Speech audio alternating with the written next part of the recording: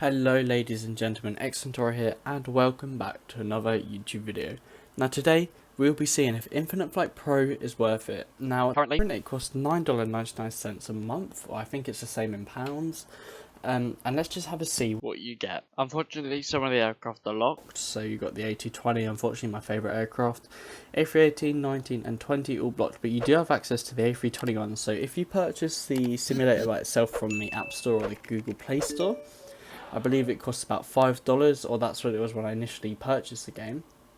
And you do get all of these cool liveries. So you got little JetBlue livery here, looking nice. A Finnair livery. This is one of my favourite actual liveries on the A321 within the simulator itself. The Thomas Cook livery, love that, and Turkish Airlines. So again, it's a pretty good plane. It's very good. It's got a live cockpit and everything that you need. So it's one of the most modernised aircraft within the flight simulator. The A330s. Don't get access to them. A340, bit dated, don't get access to that. Or the A350, which again is a lovely plane within the actual simulator. And you can see where they've actually made it look a bit more lively. And when the photos of the aircraft, you can see when I compare it to the A380, it just looks a lot nicer. I don't know if they've done the same here with that or not.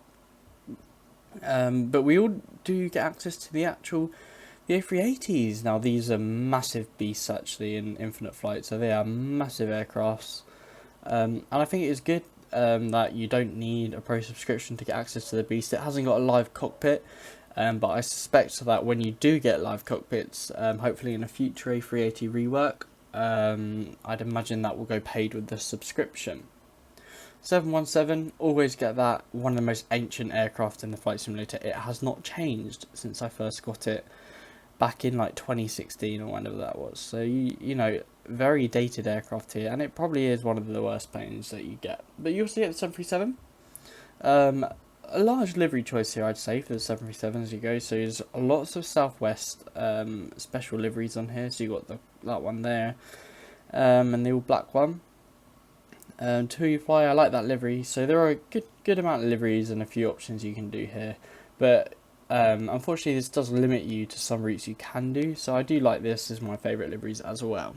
So you get the rest of the 737s, you don't get that 747, but you do get the largest 747. Again, quite a few liveries here, this is all we get. Nice United livery there, Philippines Airlines, KLM, both of them I think. And Air India up here. British Airways, another big one to have. So I think that is important aircraft. So you don't get any of these. So none 747, 757, 777, 787s. You don't get any of them. You do get the C-17, but again, it has not been updated since March 2012, which is a very, very long time ago. You, however, do get the CRJ-200. It does not have a live cockpit, but this is probably the plane you'll fly the most if you don't have a pro subscription, because you'll see later when I show you the map that you are limited to regions you can fly in. So you do get quite a nice range of liveries here, but you don't get the CRJ 700, 900 or 1000. I think this is one of the more popular ones because it's nicer for some European flights that you got HOP there. Where else have you got? Iberia, I've just shown you. So you don't get the Dash 8 either, unfortunately, and I do actually just show you the Flybe livery. This is my favourite Dash 8 flight to do. There is quite a lot of liveries on the Dash 8 actually that I wasn't quite aware of, which is quite interesting. Croatia Airlines. So you do get the Cessna 172, one of the most well-known aircraft for general people. I wasn't aware of this livery actually either. So this again is one of the most popular aircrafts. I do think it has a live cockpit. So again, you'll get another live cockpit. You also get the 28 Caravan. It's not got a live cockpit, but quite a few liveries there for some little hops. You don't get the Citation X. You do get this little thing, which I don't actually think I've ever flown, to be honest. The X-Cub again is something you can get bored of very quick, but hopefully in the future Infinite Flight will be able to update it. Update the actual simulator, not the aircraft, to make it a bit more nicer to do bush flights. So we don't get the TBM, don't get any of the Embraers which are currently in rework. That one is. Get the A10. It's a really nice fighter jet with quite a few liveries, so it doesn't go too fast either, so it's quite easy to stay within your range. That is my favourite livery note there. I'll show the Arctic camo. Don't get any of these jets at all. You do get this little thing, really outdated, not very good. I don't think I've ever flown that either. Get the F-18. I think that is in rework actually as well, so that'll be a lovely new aircraft for you very soon if it stays here. And of course you get the lovely Spitfire. Now, You cannot fly online, you don't get ATC, so you're literally stuck to flying solo. And you see so this is the whole globe. With the Pro subscription, you can fly anywhere in the world. So you get a little area down here which has Sydney Airport, so you can fly in Sydney. And I'd imagine Canberra is here somewhere, I think. Actually, I'm not sure if you even get Canberra, but it does go up to Coffs Harbour. I'm not even going to bother saying that place. So you do get a nice little area within Canberra, within the Australia region down south. Maybe 100 nautical miles square, not too sure. You get the Singapore and the Kuala Lumpur route. So that's quite a popular route, I'd imagine. You can use like the A380 Malaysia Airlines, for example, on this route a few times. So that's quite a nice route. You do get the Alps again, so you can get the TBM out. No, you don't. The X Cub out and do some little flights. So you've got the Alps and the whole of Switzerland pretty much to do what you want. So there's Innsbruck. I think you guys miss out because I think Vienna or something's over here. But you do get Zurich. Again, you got the little bit here. So you got Porto. You got Spain. So that's Madrid over there. And up north you got just a few touristy areas, so you can do quite a few flights there. Moving on over here, so you got, again, this is quite a big square now actually. It used to be tiny. But you got going all the way down south down here to the southern border of the United States. Not far from up north as well, but you get San Francisco, so you can do, where's Los Angeles, will be in here somewhere. Which I can't find for some reason. It's down as Klax, K-L-A-X, which I can't find. Oh, here it is. So you look, of course, so you can do Los Angeles down there, up to San Francisco, which is there. So you can still do flights without the Pro subscription. So you're not limited. And the whole of Hawaii there, bar the little island up there. So you got Honolulu Airport there. And you can do some island topping. So even without Pro, you can do quite a few stuff. Now, it's unfortunate, there's South Africa down here as well. It's unfortunate you are restricted to just these little squares, that you can't leave them at that. But it is unfortunate. But what I'm going to do now is show you what you get with the Pro subscription.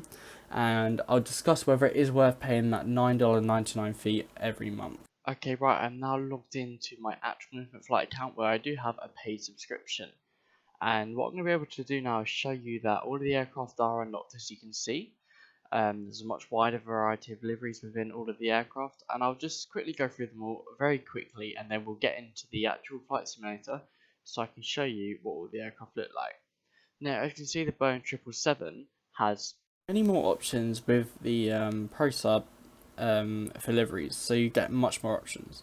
I think one of the main differences is, of course, you get live access. So ATC, you actually sometimes, so if you're on expert server, there are people dedicated to doing 24/7 air traffic control service at different airports, and it changes every day with Infinite Flight air traffic control, and it's actual people, and it's very realistic. Training server, if you're aspiring to be ATC or something, you can actually be an air traffic controller on the training server, and you contact pilots, etc. like that. Everything is done throughout buttons and automated voices, so you don't actually talk to anyone, and there is no in-game talking between players.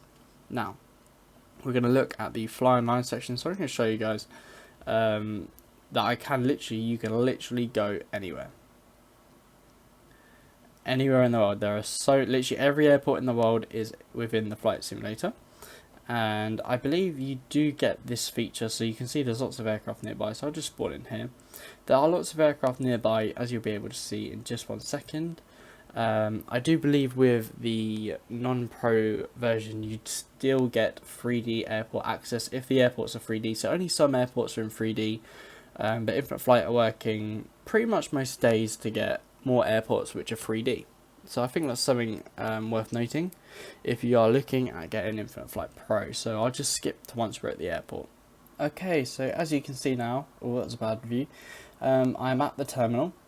So I'll just try, and it might be a little bit glitchy now because my iPad is a bit old. There we go. But you get the whole airport. This is London Heathrow in 3D. Some of you have flown there before, you might be able to recognise the air traffic control. Oh my gosh. The air traffic control tower. There you go. So laggy. If flight is sometimes laggy, so it would be worth that actually if you're looking at purchasing Pro or the flight simulator itself. If you actually look at make sure that your iPad or iPhone is new and up to date. Hopefully you can all hear me over air traffic control. What I'm going to do is turn it off so you can hear me. So as you can see, aircraft's at the gate. Something which is one of the cooler features of Flight Simulator, you should all be able to see my aircraft. And so you can actually see that on some aircraft this happens. So you can see the baggage load up, you can see the food join up at the end, and I'm not too sure.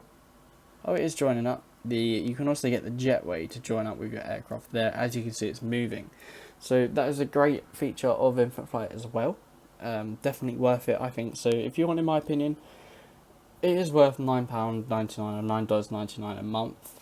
Under the following conditions: you fly on it maybe once every 2 days, and get at least an hour's flight worth. You have a mobile device which is relatively new within the last 2, maybe 3 years, I'd recommend, but my iPad's 5 and you can see it's working fine here. It was a bit laggy back then, but you can of course turn the settings down. I wanted high settings just so you all can see how good it is. Of course, I'm only showing one of the newer planes here. Now you can see in some of my other videos, I compare best versus worst, and you can see the lower quality of some aircraft, but of course Infinite Flight always working to get high quality aircraft. So yeah, it is worth it, and I would definitely recommend it. I think it's probably one of the better flight simulators in the market, but there are also other options to look at, such as X-Plane Mobile. So please do look at that if you are weighing up your cost options. Other than that, thank you for watching today's YouTube video, and have a lovely night. Good night.